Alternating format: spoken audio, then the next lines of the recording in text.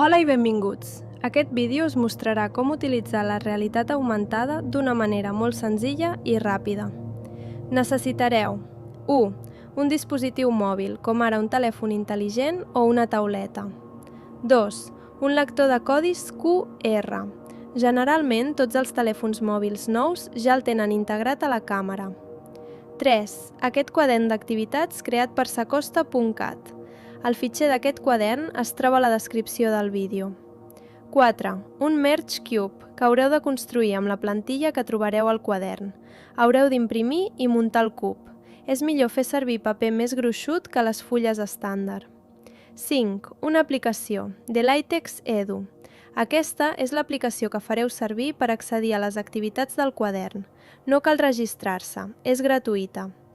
Un cop hàgiu obert l'aplicació d'Elaitex, toqueu la part inferior de la pantalla on diu «Introduïu o escanegeu un codi». Això us portarà a una pantalla nova on heu de seleccionar «Escaneja un codi QR». Quan enfoquis un dels codis QR proporcionats, l'aplicació obrirà l'activitat seleccionada. Apareixerà una pantalla nova amb un botó «Reprodueix» que hauràs de prémer. Un cop s'hagi carregat l'activitat, has de col·locar el contorn d'un cub que apareix a la pantalla sobre el cub de fusió que has construït. Han de coincidir perquè un s'ajusti a l'altre. Les aplicacions estan dissenyades perquè els elements es mostrin en pantalla en seqüència al llarg de diferents períodes de temps, sense necessitat d'interacció per part de l'usuari. Aquí teniu un exemple de com fer-ho anar.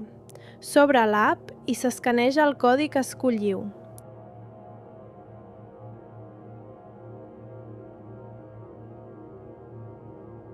Es clica sobre el botó de començar, l'activitat es carrega.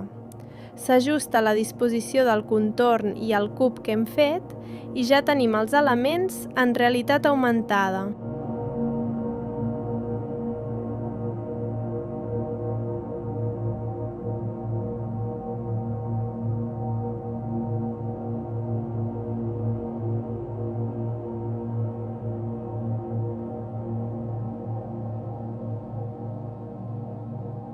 Esperem que us agradi. Gràcies!